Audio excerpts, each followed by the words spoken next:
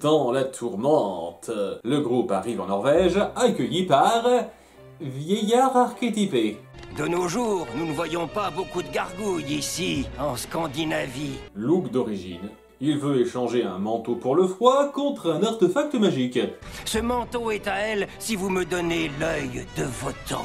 Dur en affaire, le vieux! Évidemment, il refuse et Barbumac typique les laisse sous la neige. Mais il tombe sur un père et un fils en voiture et tente de se faire discret en les approchant. Ah! Ce qui est dingue, c'est que ça passe. Seule Elisa leur apparaît sciemment pour être secourue. Notre ferme est un peu plus loin sur la route. Vous êtes américaine? Je l'ai compris à votre accent, qui est exactement comme le mien. Bon, comme c'est réglé pour l'instant, nos deux gargouilles se demandent ce que l'autre vieux veut faire d'un pendentif qui transforme en version brute de décoffrage de soi-même, avant d'être attaqué par un ours des neiges. Venez en Norvège, vous serez bien accueillis. Vu la couleur et l'œil manquant, on fait vite le lien. Il pique la babiole magique et se tire pendant 20 secondes.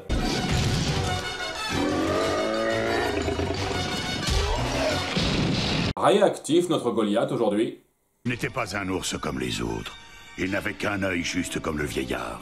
Je crois que les deux ne forment qu'une seule et même personne. Bis. J'ai déjà dit que ça me faisait plaisir d'avoir des héros intelligents. Plan C, kidnapper la fille. Vieux jeu jusqu'au bout. C'est le dieu Votan qui s'adresse à vous. Rendez-moi mon œil. Ah, mais c'est vous! Je peux avoir votre autographe? Donc, ce serait un juste retour des choses de lui rendre son organe, mais notre groupe pense que c'est un trou-duc, sans raison ultra développée. On va dire que leur expérience avec les enfants d'Oberon jusqu'à présent n'aide pas, et Goliath décide de s'enfiler sa prunelle sur un coup de tête pour devenir Mouse costaud. Vieillard, relâche-la immédiatement. Eh ben, on a de la chance qu'il n'ait pas été transformé en bête sauvage, lui. Ultra Goliath est assez puissant pour sauver sa belle et faire fuir le dieu, mais surtout pour pallier à sa petite infirmité diurne. Le splendide soleil rayonnant. J'ai tant rêvé de sentir sa chaleur dorée. Que des avantages! Fox a vraiment été floué dans l'histoire. Tout confiant en ce nouveau super lui, il va jouer le protecteur pour Elisa et les autres. Votre ferme ne résistera jamais au déchaînement qui se prépare. Je ne peux pas assurer votre protection ici. Ou sinon, vous vous barrez juste en reprenant le radeau? Ils peuvent ainsi se cacher dans une caverne plus loin. J'ai toujours supposé que Votan n'était qu'un mythe. Est-ce que ça veut dire que Nertus, la déesse de la fertilité, existe aussi? J'aurais peut-être un truc à lui demander. Sinon, pour information, sachez que Wotan est un alias de Odin. Étonnant qu'on nous le présente exclusivement sous un nom moins connu. Le groupe s'abrite donc dans une grotte pour échapper aux menaces climatiques venant, semble-t-il, du dieu éborgné Vénère. Mais Angela aperçoit vite que ces tempêtes sont le fait de son papounet. C'est donc lui qui déclenche les tempêtes? Papounet qui est un peu con de faire ça ouvertement juste devant la grotte. Comme je le craignais, Votan s'est déchaîné.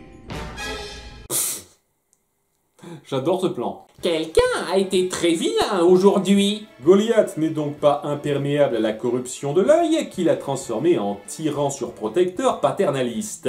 Cet œil a simplement fait de moi un meilleur protecteur. Là, tu viens de perdre 10 points avec elle, mec. Il les enferme de force, tout supérieur qu'il croit être, et part se frotter aux dieux nordiques.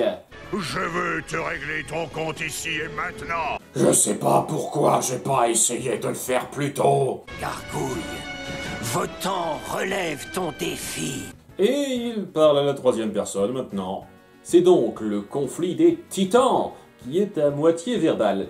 Sans ton précieux œil, tu n'es plus ce que tu étais autrefois. Ce que j'ai perdu en force, je l'ai amplement gagné en sagesse, Goliath. Alors aie la sagesse de céder. C'est plus facile à animer. Et la gargouille prend le dessus. Admets que tu as fait ton temps, Votan. Attends que je te latte, Goliath. Mais les filles qui ont pu se libérer grâce aux secousses se lancent pour l'arrêter. Pas très efficacement. Tu m'as trahi toi aussi, mon enfant.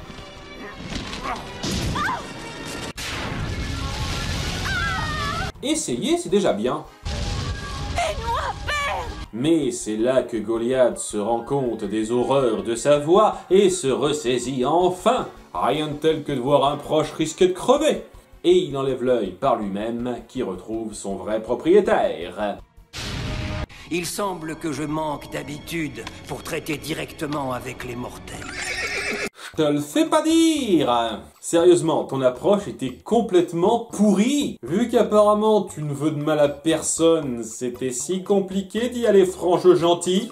Et c'est ce qui fait que j'ai un peu de mal à agripper à l'épisode. Dans l'idée, c'est génial. Montrer un Goliath corrompu, persuadé de faire ce qui est juste en forçant les siens, c'est de l'excellent conflit de personnages. Mais le dit conflit est amené ultra grossièrement. Et logiquement, cette escale aurait dû se boucler en 2 minutes, montre en main. T'as été vraiment con sur le coup, Odin.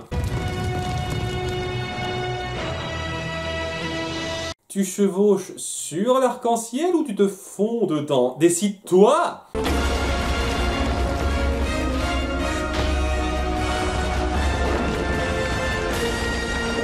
Ce que j'ai perdu en force, je l'ai amplement gagné en sagesse. Tu en es absolument certain? Ah, mais c'est vous! Je peux avoir votre autographe? Je peux avoir votre autographe? Je peux avoir votre autographe?